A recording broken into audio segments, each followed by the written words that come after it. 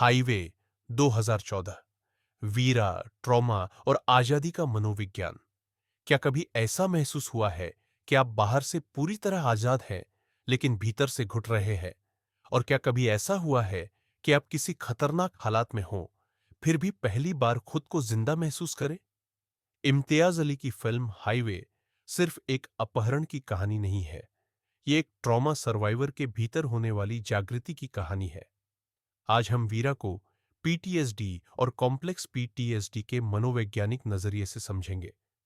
वीरा बाहर से एक सामान्य लड़की लगती है, अमीर परिवार, शादी होने वाली है, हर तरह की सुरक्षा मौजूद है। लेकिन भीतर से वीरा बेचैन है, सुन्न है और अक्सर बिना वजह घबरा जाती है। ट्रॉमा साइकोलॉजी में इसे कहा जाता है हाई फंक्शनिंग ट्रॉमा सर्वाइवर। ऐसा व्यक्ति जो समाज में ठीक दिखता है, लेकिन जिसका नर्वस सिस्टम हर समय खतरे की स्थिति में रहता है। अब सवाल उठता है, क्या वीरा को पीटीएसडी है या कुछ और?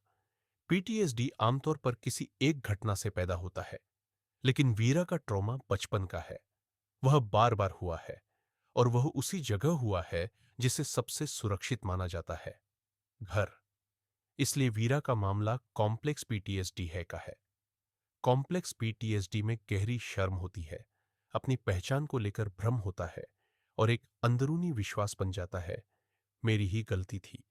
इसीलिए वीरा न खुलकर जी पाती है, न खुलकर महसूस कर पाती है, क्योंकि उसका शरीर कभी सुरक्षित महसूस ही नहीं कर पाया। और फिर फिल्म का सबसे असहज सच सामने आता है। अपहरण के बाद वीरा ज्यादा आजाद महसूस करती है। वहां कोई उसे परफेक्ट बेटी या दुल्हन बनने को मजबूर नहीं करता। वहां कोई उसकी सच्चाई से मुंह नहीं मोड़ता। उसे चुप रहने और बोलने दोनों की आजादी मिलती है। मनोविज्ञान कहता है, ट्रॉमा सर्वाइवर अराजकता में भी सुरक्षित महसूस कर सकता है, अगर वहां भावनात्मक ईमानदारी हो।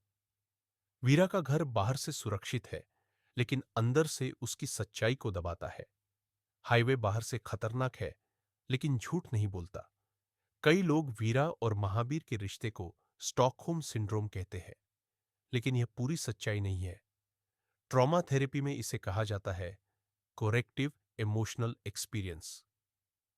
महावीर वीरा को कंट्रोल नहीं करता, वह उसे डराता नहीं, वह उसे चुप नहीं कराता, वह सिर्फ उसे सुनता है। और किसी ट्रॉमा सर्वाइवर के लिए पहली बार सुना जाना हीलिंग की शुरुआत हो सकती है। कभी कभी इलाज सुरक्षित लोगों से नहीं, बल्कि सुरक्षित व्यवहार से होता है।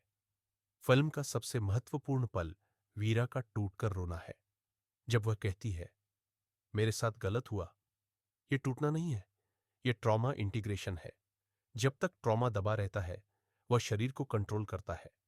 जब उसे शब्द मिल जाते हैं, वह याद बन जाता है, राक्षस नहीं। रोना कमजोरी नहीं है, रोना नर्वस सिस्टम की रिलीज है। अंत में वीरा अकेली चलती हुई दिखाई देती है, लेकिन यह अकेलापन नहीं है। मनोविज्ञान में इसे कहा जाता है इंडिविजुएशन। अब वह न सिर्फ पीड़िता है, न किसी पर निर्भर है, न किसी भूमिका में कायद है। वह बस एक इंसान है जो अपनी सच्चाई के साथ जी सकता है। हाईवे हमें यह सिखाती है, ट्रॉमा हमेशा दिखाई नहीं देता, हीलिंग हमेशा नाटकीय नहीं होती, प्यार इलाज नहीं है, स्वीकृति इलाज है। वीरा का अपहरण नहीं होता, वीरा आजाद होती है। कभी कभी जो रास्ता सबसे खतरनाक लगता है, वही हमें हमारी सच्चाई तक ले जाता है।